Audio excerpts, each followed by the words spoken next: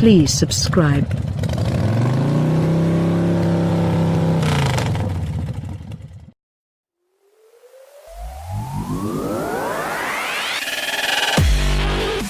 For some, saying goodbye is easier said than done. Just ask Jeep. Despite the arrival of this all-new, second-generation 2017 Jeep Compass crossover SUV, the brand will keep selling the first-generation Compass also as a 2017 model before sending that decade-old Duda to the great scrap heap in the sky. Consumers may be confused.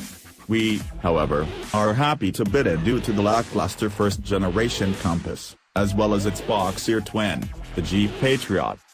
Like its predecessor and short-term stablemate, the new Compass fits into the 15.4-inch overall length gap between Jeep's Wii Renegade and its mid-range Cherokee crossovers. If this hair-splitting strategy seems a bit odd, know that the Compass also is intended to serve as a volume seller in many global markets for which the Cherokee is simply too large, unlike the sad sack first-generation Compass, though the redesigned crossover looks and feels like it belongs on the same showroom floor with those rigs. Built on the small wide 4x4 architecture that underpins the bug-eyed Renegade, the new Compass doubles down on the mini Grand Cherokee looks that the original Compass tried to adopt in its 2011 model year refresh. The new one is more handsome and better proportioned, with its slab sides complemented by an attractive shoulder line kick and a pseudo-floating roof. The latter is painted a contrasting black on the $29,690 Trailhawk. The black roof treatment also is available on the $25,390 Latitude and $30,090 Limited trim levels but not on the base $22,090 Compass Sport. As with most modern Jeeps, the Compass is liberally endowed with Easter eggs, including a molded plastic gecko at the base of the windshield and an imprint of the Loch Ness Monster at the bottom of the rear window. Inside, the new Compass supplants the old one's low-rent interior with modern wares that recall the interiors of the costlier Jeep Cherokee and Grand Cherokee in both design and material quality.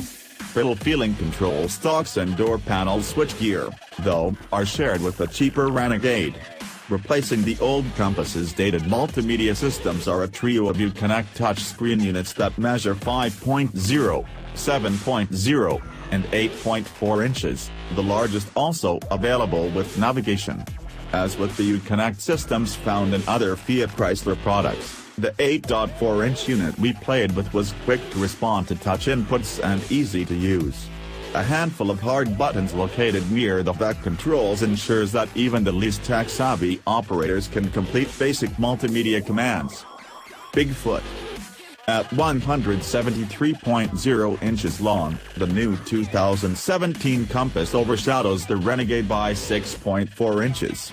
An additional 2.6 inches between the Compass's axles imbues the crossover with 3.2 inches more rear legroom than its smaller sibling.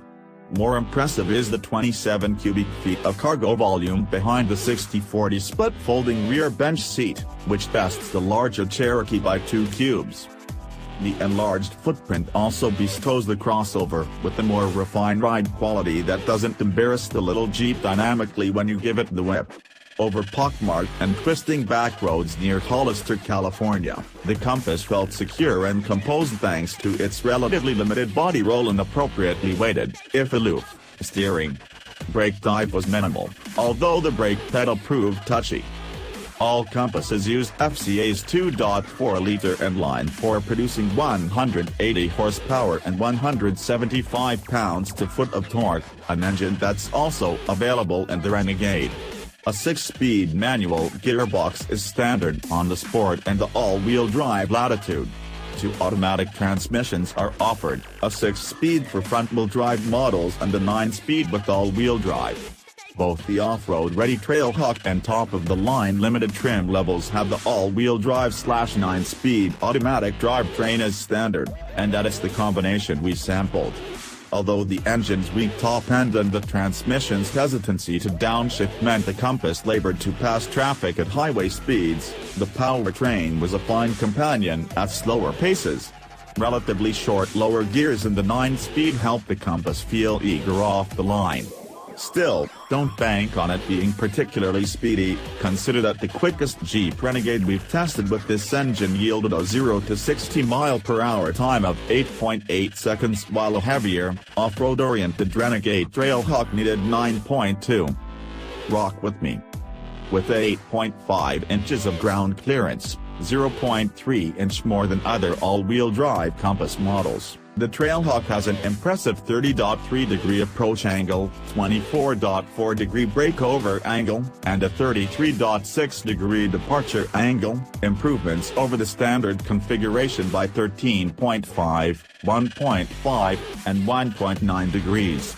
Further distinguishing the Trailhawk from other Compass variants are its knobby Falcon Wild Peak HD tires, underbody skid plates, and Jeep's active drive low all-wheel drive system with a 4.33:1 final drive ratio that features an overall, and low-range light, first-gear ratio of 20.4:1. While other all-wheel drive Compass models provide standard auto, snow, sand, and mud driving modes, the Trailhawk adds a rock mode. Among other things, rock mode increases the sensitivity of the all-wheel drive system's brake-based torque vectoring. At Hollister Hills State Vehicular Recreation Area, the Trailhawk proved its mettle clambering over jagged rocks and slogging through muddy pits with relative ease. Although rock mode never felt necessary for the obstacles we encountered, engaging it did noticeably reduce wheel slip.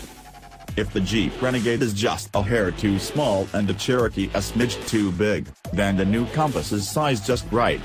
No longer a penalty box, the second-generation Compass combines mature looks, nimble handling, and comfortable accommodations, making it a worthy addition to Jeep's small crossover litter.